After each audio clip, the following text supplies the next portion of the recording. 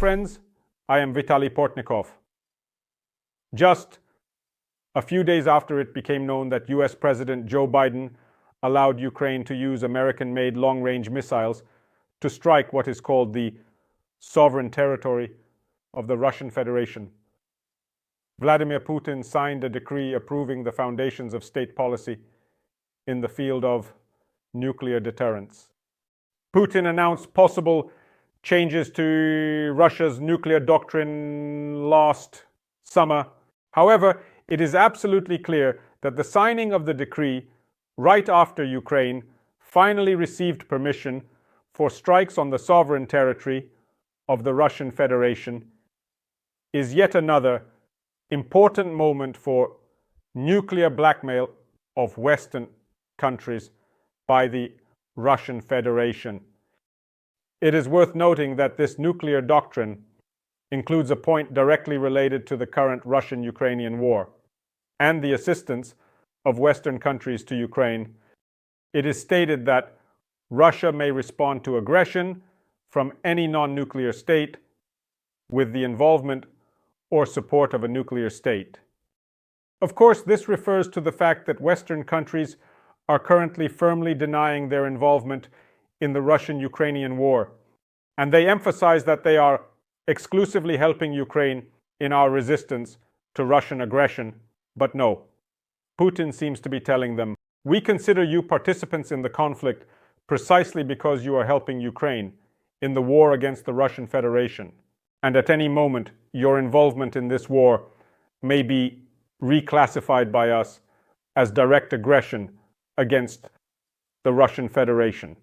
And this, essentially, is the essence of the changes that exist in the modern nuclear doctrine. Also, a response to the conditions of the current war is the assertion that nuclear deterrence can be applied when a potential adversary deploys air defense systems, medium and shorter range missiles, high precision non-nuclear weapons, and strike drones. It can be said that any fact in the war with the Russian Federation may be perceived by its military and political leadership as a reason to use nuclear weapons against the enemy. After all, we know very well how many cases have already occurred that could formally correspond to the application of the nuclear doctrine of the Russian Federation. But there are still many questions that remain unanswered even after Vladimir Putin signed this document. One of these questions is, what exactly is considered the territory of the Russian Federation by Putin and his entourage? After all, the current reaction of the Russian leadership in the form of changes to the nuclear doctrine is precisely related to the permission to strike sovereign territory of the Russian Federation. Sovereignty from the perspective of the West and from the perspective of the Russian Federation, all the territory that is recorded in the Russian Constitution is sovereign. That is, Vladimir Putin, the Federal Assembly of the Russian Federation, and the citizens of Russia should have no doubt that the Donetsk, Luhansk, Kherson, and Zaporizhzhia regions of the Russian Federation, according to the Constitution.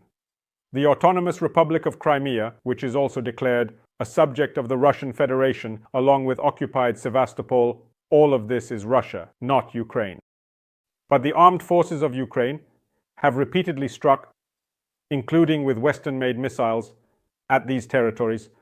It is worth reminding at least about the situation such as the missile strike on Sevastopol, and then the question arises, how Moscow will characterize the actions of Ukraine or any other country against the Russian Federation when the sovereign territory of the Russian Federation itself does not appear to be confirmed.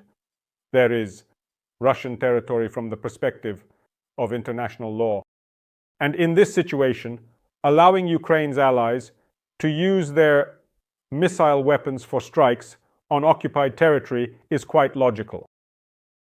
The territory of Russia from the perspective of Russian constitutional law. And in this situation, Russians should react to strikes on Crimea or Donbas in the same way as to strikes on the Kursk region of the Russian Federation or other Russian regions, the belonging of which to Russia is not questioned by anyone. Territories that are actually done under the control of the Russian Federation and those that Russia considers its own according to the changes in its own constitution. I mean those parts of Donetsk, Luhansk, Kherson and Zaporizhia regions of Ukraine that are currently not under the control of the Russian Federation, and the withdrawal of Ukrainian troops from the territories that President Putin continues to seek as a condition for negotiations between Russia and Ukraine to end the war.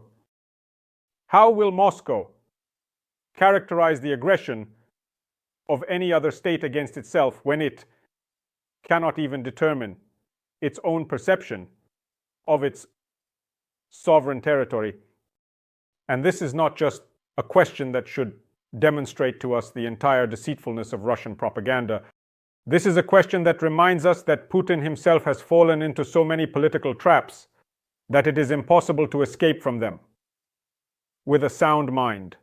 And perhaps this explains why the Russian leader has ultimately lost his sanity. So now in the West, there will only be speculation about whether this is real nuclear propaganda blackmail from the Russian Federation, or if it is a real decision by the Russian president at some point to use nuclear weapons, and Putin's search for reasons to use such nuclear weapons, but against whom?